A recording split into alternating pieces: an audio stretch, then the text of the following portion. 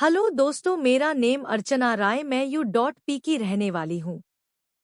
ये कहानी है सायरा की, जिसे अगर मैं शापित सायरा कहूँ तो कुछ भी गलत नहीं होगा, क्योंकि उसे एक ऐसा श्राप मिला था जिसके बोझ तले जीने से अच्छा उसने चुना मौत को।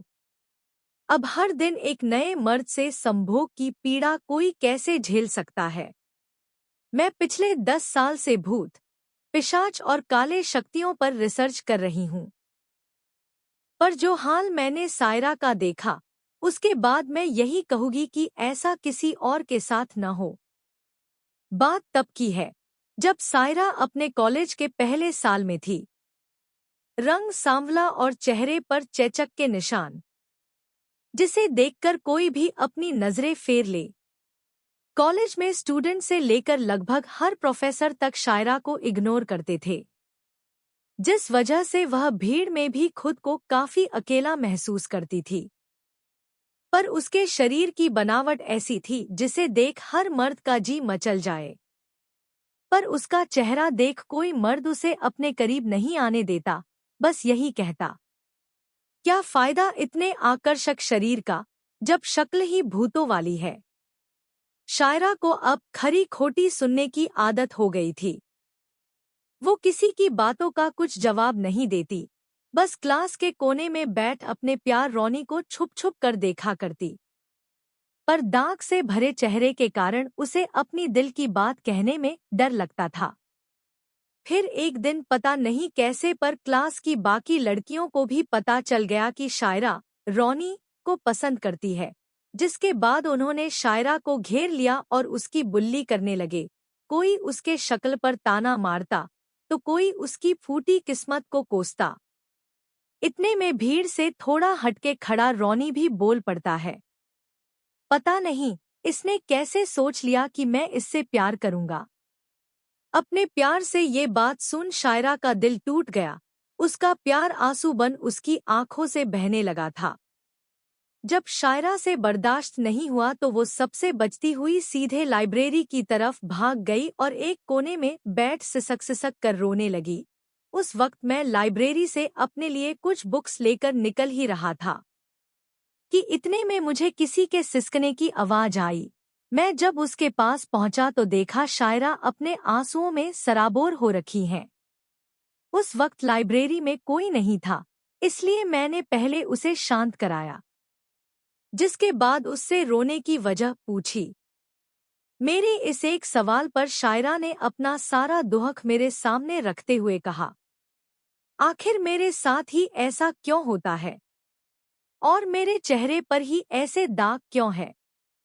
क्यों ऊपर वाले ने मुझे इतना बदसूरत बनाया है? क्यों? काश मैं ये सब कुछ बदल पाती तो सब मुझसे भी प्यार करते। शायरा की बात सुन मैंने उसे संभालते हुए कहा, अब इस बात का जवाब तो तुम्हें कर्ण पिशाचिनी ही दे सकती है, बाकी तुम्हें इन बातों पर ध्यान नहीं देना चाहिए, क्योंकि लोग दिल से सुंदर होने चाहिए, चेहरे से नहीं।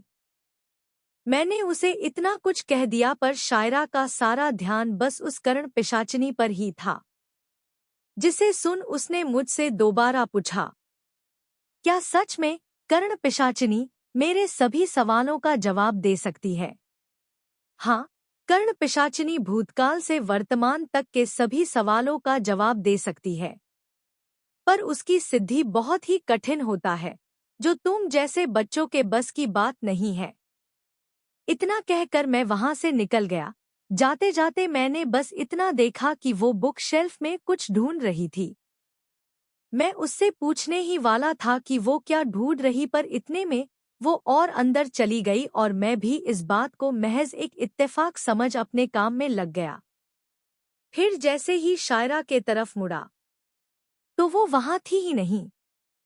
अगली सुबह जब मैं क्लास लेने के लिए पहुंचा तो मैंने देखा कि शायरा एब्सेंट है। मुझे लगा कि कल के बात को लेकर कॉलेज नहीं आई, लेकिन अगले कई दिन तक क्लास की उसकी वो सीट खाली ही रही। मुझे उसकी चिंता होने लगी, इसलिए मैंने ऑफिस से उसके लैंडलॉर्ड को कॉल किया तो पता चला कि शायरा कई दिनों से अपने रूम से बाहर नहीं निकली और उसके रूम से कुछ अजीब अजीब सी आवाजें भी सुनाई देती है। ये सब सुनने के बाद मैं सीधे लाइब्रेरी पहुंचा और मैंने जो देखा उसे देख मेरे पैरों तले जमीन खिसक गई। कर्ण पिशाचिनी की सिद्धि वाली किताब गायब थी। और उस दिन मेरे जाने के बाद शायरा भी तो यही कुछ ढूंढ रही थी। अब धीरे धीरे मुझे किसी अनहोनी का एहसास होने लगा था। मैं समझ चुका था कि कर्ण पिशाचिनी की सिद्धि वाली किताब शायरा अपने साथ ले गई है। उसने पूरे 21 दिन की कड़ी साधना के बाद आखिरकार कर्ण पिशाचिनी की सिद्धि हासिल कर ली। कर्ण पिशाचिनी अपने भयानक हंसी के साथ उसके सामने प्रकट हो गई। For storyboard and animator Karna Pishachini, जिसके सिर पर मुकुट, शरीर 2 रंगों में बटा हुआ और आंख चांदी के तरह चमक रही थी, जिसके कमर से नीचे शरीर का हिस्सा काले धुआं जैसा था। उसे देख शायरा ने अपने दोनों हाथ जोड़ लिए।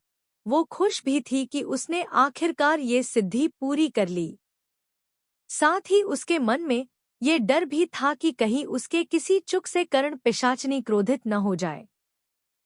कि तभी कर्ण पिशाचिनी ने शायरा के तरफ देखते हुए कहा, बोल, क्या जानना है तुझे? मैं सब बताऊंगी।